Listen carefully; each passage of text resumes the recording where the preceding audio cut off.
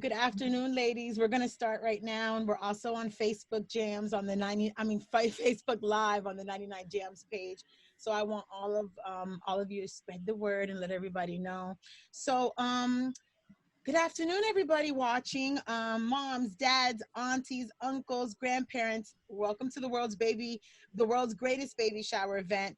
It was canceled this year due to COVID-19, but the show must go on. Welcome to Baby Talks as we discuss important topics with experts to empower new and expecting moms and dads and their babies and young children. And it's brought to us by Kiwanis of Northeast Miami-Dade, serving children since 1957, and our sponsors, Jackson Health System, Miracles Made Daily, and the Children's Trust, because all children are our children. And we've been speaking for the last 3 weeks. This is our third week of doing this. And I'm not a mom, but I've learned so much, so I can tell all my friends what's going on. But today, in case you don't know, I'm your girl, Supa Cindy. It says it right behind me. You can see that. And today in our first episode, we discuss childbirth and breastfeeding. I know a lot of moms have difficulties with breastfeeding, and we're going to talk about it. And here to help us do that are two very special guests, Dr. Angela Reyes-Trong, Associate Medical Director of Jackson Medical Group, specializing in Obstetrics. Oh gosh, I don't know why I can't say that. And gynecology, and she has 2 children of her own, one of whom was born this year. Congratulations, doctor. How are you? Fine, thank you. Thanks so much. Awesome. I'm glad to have you here. And also to help us, and she has baby and breastfeeding experience, Dr. Reyes does. And so also we have Miss Elisa Reed. She's a certified healthcare professional specializing in the clinical management of breastfeeding with women, infants, and children, which is also WIC. And she'll explain what that's all about. Welcome, ladies. I'm so happy to have you here. Thank you. It's a pleasure to be here. Awesome. So Dr. Reyes, let's start with you. First, congratulations on your new baby. Is it a boy or girl? Thanks, it's a boy.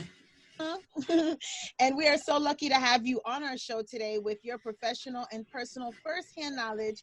Please answer a question that a lot of women want to ask. Who can be with me at the birth? So who can be with the mom giving birth at the time? This is a question that I get a lot. And the answer has now changed pre-COVID to post-COVID. So before the pandemic, in our hospital at least, we allowed 3 support people to be in the room with mom at the time of delivery. But now, to decrease the amount of people in the hospital, we allow 1 support person to be with mom. And that can be dad, that can be grandma, best friend, doula, whomever mom chooses. Do a lot of expecting moms cry because, they thought their sister, because when my sister had her kids, I was all up in there, like trying to see what's going on, and her husband and my mom was there. So I know it must be difficult because, women who are expecting are so emotional and already have set in their brains who was going to be there when it happened. So now with COVID-19, it has changed so many people's lives, also expecting moms. So how do you handle that? It's definitely different from what it was before. Everyone is saying this is our new normal. I think as long as you have the expectation that it's going to be 1 person with you, you can kind of plan ahead. So a lot of moms are now, doing things like Zoom and FaceTime and taking lots of pictures and videos so that they can share the experience with their loved ones who can't be physically in the room with them. So they just go live and then everybody's there. All right. So Dr. Reyes, what are the signs that a woman who is expecting should go to the hospital? So these are things that we talk about at every prenatal visit, things to look out for. The first thing I always tell my patients to look out for are the baby's movements. Every mom kind of knows what their baby feels like and how often their baby's moving. If the baby's not moving well, or if the baby's not moving as much as it usually does, I tell mom to drink something cold or eat something sweet and count the kicks of the baby. If the baby hasn't moved 10 times within 2 hours, then I tell them to call their doctor and go into the hospital. The other things that we tell mom to look out for are signs of labor. The biggest question I have from any mom is, what do contractions feel like? How am I going to know that I'm really in labor? So I tell moms that sometimes it feels like a tightening of your belly, like you're belly becomes hard like a basketball, and then it becomes really painful. And that's how you can distinguish Braxton Hicks contractions from real contractions. When you're having real contractions, you don't have to ask yourself, am I contracting? You'll know. You'll know. Is it And like then, on TV? I'm sorry to interrupt you. Don't forget what you were going to say, but is it like on TV, like, my water broke? Oh, we all go to the hospital. Like, is that real? Really not as dramatic as that. But it does happen for some women that maybe their water breaks before they're actually contracting. And if your water does break, you should head to the hospital as well, because we want to minimize the amount of time that the water's broken to the time the baby's born. So that is another sign that you should head into the hospital. And then with contractions, sometimes they'll start out and some moms think that they're maybe just having they ate something funny, but then the contractions starts to become much more regular. So the contractions will become closer together and they'll become stronger. So with increasing intensity and frequency. When moms are contracting about every 3 to 5 minutes, that's when I tell them to head to the hospital. And then the last sign that I always tell them to look out for is if they're having any bleeding, because bleeding in pregnancy is always something that we want to find out more information about. And I'm going to ask you something personal right now that's not on the script, Dr. Reyes, that I personally want to know. You just had a baby boy. Congratulations again, a year ago. He's a year, right? Or less than a year? He's actually 4 months today. Oh, congratulations. Thank Okay, you. so you being the doctor with the expert, everything that you know, when you're going through labor and birth and everything, do you remember all of this, or is all of that out the window and people have to remind you? Oh, it is totally out the window. I was in labor so many times and I wasn't actually in labor. So moms, don't worry about it. If you think you're in labor, go to the hospital. Worst thing that they'll say is that you're not really in labor and send you home. Come back another day. It's not too bad. Better safe than sorry. Right. And how will you know when to push? How long will the mom push? So this is something that people have certain ideas about because of movies and television. Everyone thinks like when it's time to push, one commercial break later, they're going to have a baby. But really, it depends upon if this is your first baby or if you've had multiple babies in the past. Some moms push for 30 minutes, some moms push for 3 hours. And we really don't want you to start pushing until your cervix is fully dilated, meaning that your uterus is totally open to fit the baby through. And that's something that your doctor will be checking throughout the course of labor to see how far dilated you are. And once you're 10 centimeters, that's the go. And how would a mom know that she needs a C-section? Because I've seen, I've heard people tell stories and I've read stories that some moms felt like the doctor just wanted to do a C-section when she really didn't need it, or the mom was like, I don't want a C-section. How does a woman know that she needs a C-section? There are some conditions in pregnancy that we recommend a C-section even before labor starts. So those are some kinds of things that we'll probably be watching throughout the course of your pregnancy. However, if you've had a pretty straightforward, uncomplicated, and normal pregnancy, we see how your labor course goes, and we're constantly monitoring things. We're always checking how the baby's doing, we're checking to see how quickly or slowly you're dilating, and we're checking to see how mom is doing overall. And these are conversations that happen throughout the course of labor. So mom and doctor are talking all throughout, and it's a decision that comes through that conversation, but usually through the recommendation of your doctor. Sometimes we'll say, the baby's heart rate really is not looking great right now, and the baby seems to be under a lot of stress. And those are times when people will say, oh, that's when I had an emergency C-section. Other times, based on what we're seeing and how the labor course is going, sometimes we get clues that the baby might not be able to fit for the mom's size. And that's another reason why we might have a C-section. But it's definitely a very fluid conversation and things that may change from minute to minute in labor. And this question, when is it too late to get an epidural? Yep, this is a big one. This is a big one. Some people used to tell me, oh, I was told that once I'm 8 centimeters, I can't have an epidural anymore. And that's not always true. I think the bigger issue is whether or not you can sit still to get an epidural. Because with an epidural, the anesthesiologists are placing a needle in your back into your spinal cord. So you have to be able to be very still. If you're in so much pain that you're just moving around and can't sit still, that's too late for an epidural. Sometimes it's too late because maybe you're fully dilated and the baby's already about to come, and it would just be faster for you to push than getting an epidural and pushing first. Wow, that's interesting. And when can a mom start nursing her baby?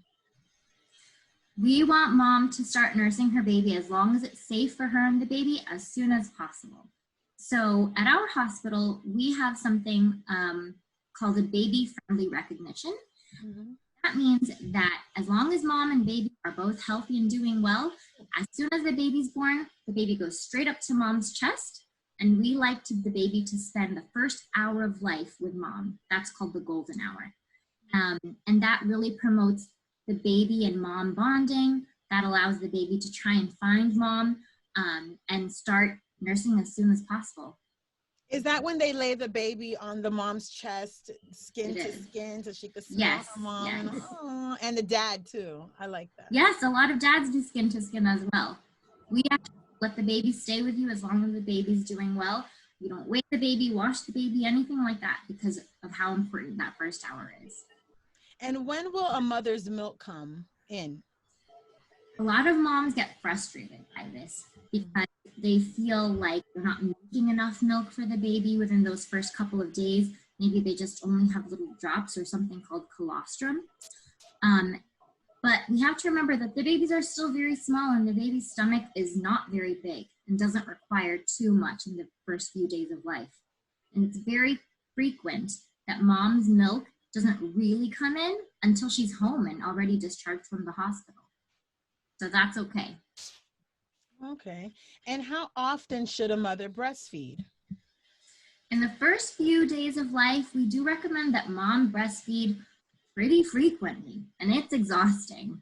As frequently as 2.5 to 3 hours, every 2.5 to 3 hours, and that includes during the nighttime as well. Sometimes we have to wake up the baby to breastfeed, and sometimes during the day, the baby want to feed even more frequently than that. And that's what we call feeding on demand. But usually around 2.5 to 3 hours is a good mark. What if a mom is breastfeeding and the baby only suckles for 2 little baby slurps? So now she wants to be breastfed. The baby wants to be breastfed every 5 minutes or something because she's not really drinking. Sometimes that does happen, and mom has to be able to read the baby's cues and know when baby's fussy because maybe a diaper's wet versus fussy because they're really hungry and need to be fed again. But sometimes it feels like it's just constant. I remember my friend had a baby and I saw her maybe about 1.5 months, 2 months into the baby being here. And I was like, how are you? She goes, I feel like a milk factory. She's like, she won't stop. Like she was breastfeeding. And she's like, I just feel like a 2 breasts and a breast milk factory. Yep. Sometimes it does feel that way. All right, so I want to thank Dr. Reyes, and let's continue our discussion on breastfeeding with Miss Elisa Reed with Women, Infants, and Children, affectionately known as WIC. Miss Reed, what are the benefits of breastfeeding babies? And so many people speak about this, so I'm very excited to hear your answer. Okay. There are tons of benefits of breastfeeding our babies. Our babies are healthier. They get sick less often. They are able to get the colostrum, as the doctor mentioned, which is the first milk. It's full of antibodies. So it's like the first immunization shot. Babies who are breastfed have less allergies, okay, meaning like asthma and so forth. They are less fussy, gassy, colicky, less issues with constipation, diarrhea. Benefits that a mom will get while breastfeeding, she gets to return to normality faster. She's able to burn up to 500 calories as she breastfed. The cancers are reduced by breastfeeding, ovarian cancer, osteoporosis, breast cancer is also reduced by breastfeeding. So these are some benefits that a mom and baby can get. It's a great benefit for the environment. It's free. So those are some of the benefits. Awesome. So what are some challenges to breastfeeding babies and how can they be overcome? It is actually awesome to hear the doctor say that her hospital, they're practicing ruminant.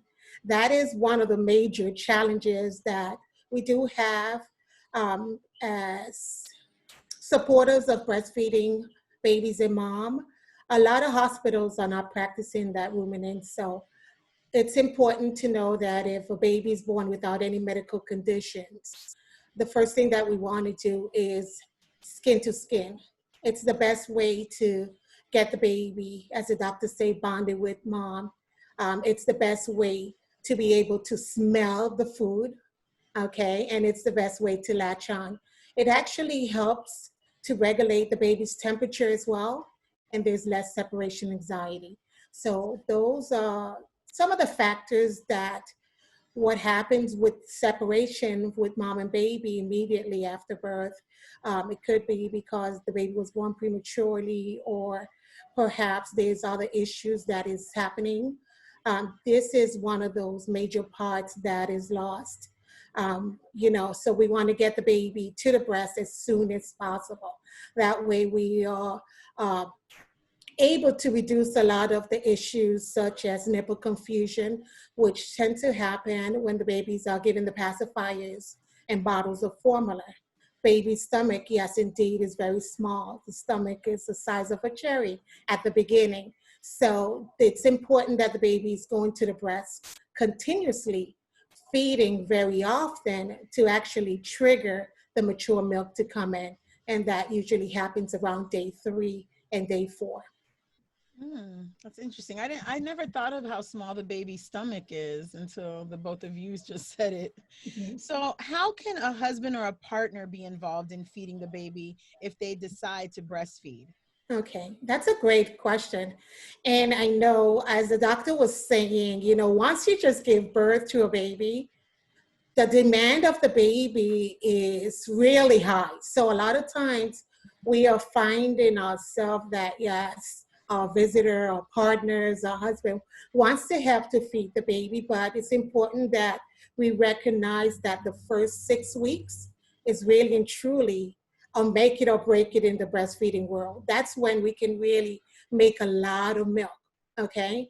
And if we are feeding the baby bottles of formula, bottles of breast milk, then that will definitely jeopardize the relationship. So, on an answer to that question, I would suggest after the first 6 weeks, when the mom's milk is really established, that's a good time to start to do occasional bottles, and dad can do that.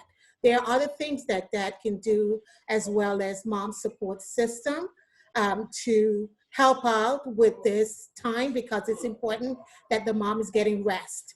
So mom wants to rest when their baby rests. If you're resting when your baby's rest, the demands of your baby will not seem so high.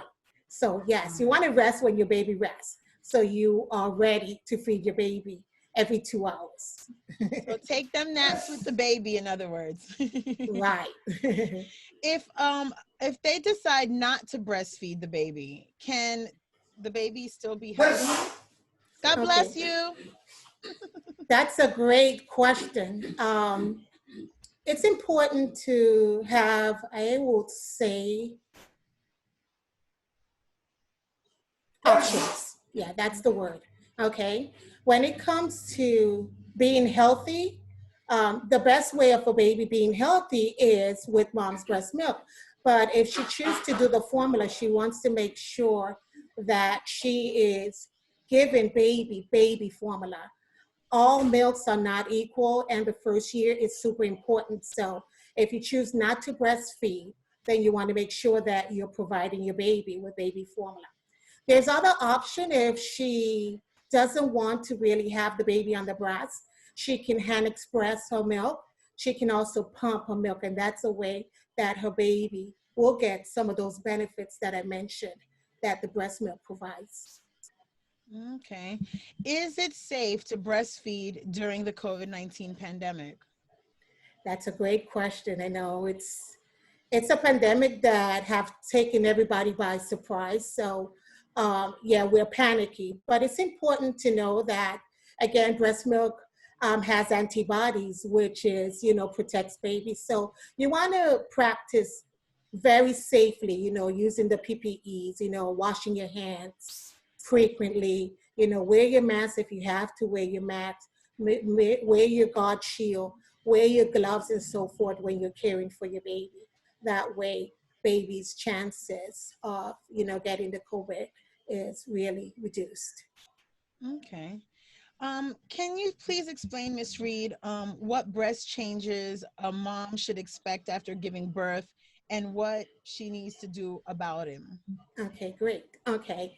The first few days, remember, there's not going to be any change, okay? The breast is going to look how they look all the way up to those few days, okay? Right around 3 to 4 days, that's when your mature milk comes in. Then the breast gets full. We call it engorgement, okay? The best way for you to really deal with the engorgement is really warm showers, massages of the breast. If you don't want to take a shower because perhaps you had a C-section, you can use warm compressors, massaging the breast. Your goal is to remove some of the fullness. If the breast is too full, baby will have issues latching on, okay? Basically, they will latch onto the nipple. There's no milk in the nipple.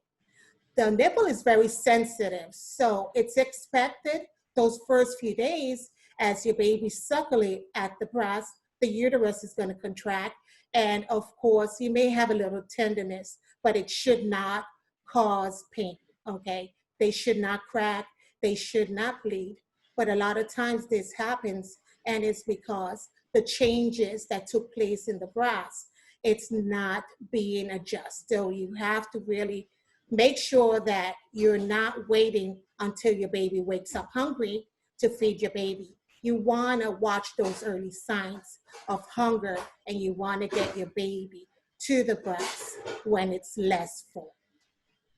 Oh, that's interesting to know. So when the breast is full of milk, you should try to, as a mom, get rid of some, whether it be put it in the pump or something. So because the baby latches on, it's easier for a baby to breastfeed when the breast is less full of milk.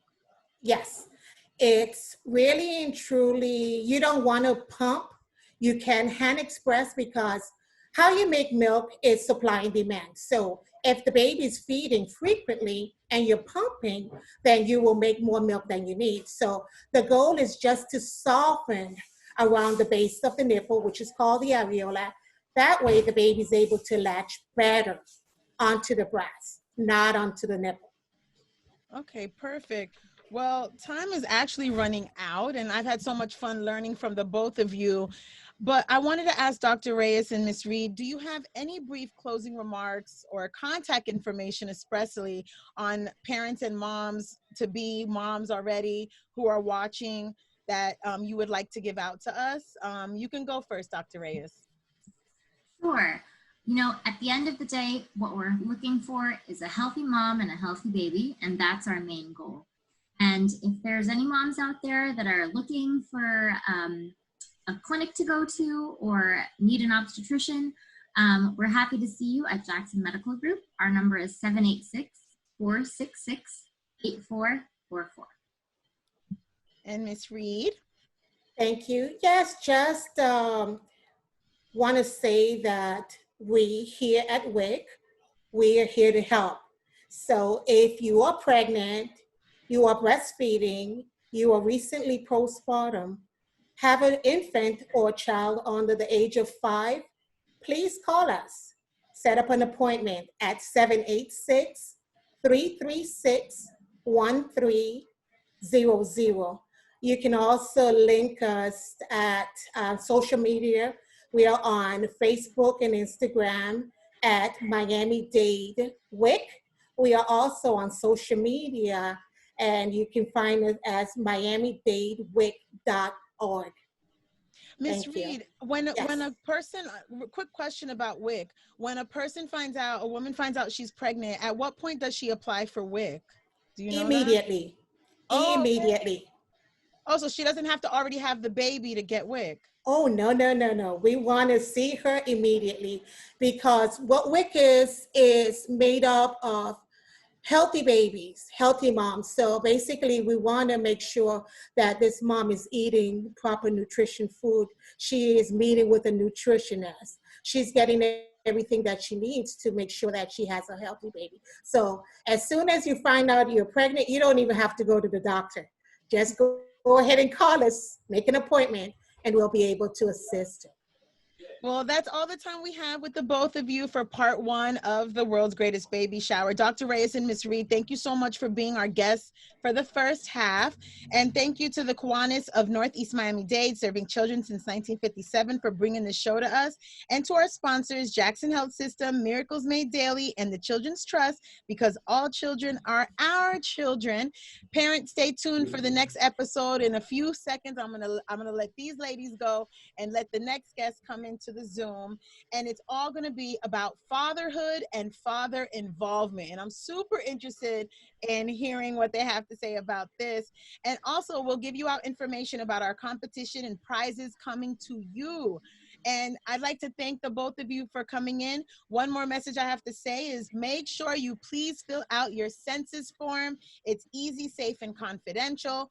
I want to talk to you about something really important, that is completing the census. It is so important that each individual, no matter how old or young, be counted every 10 years. The U.S. Census has made it as easy as possible to be counted this year.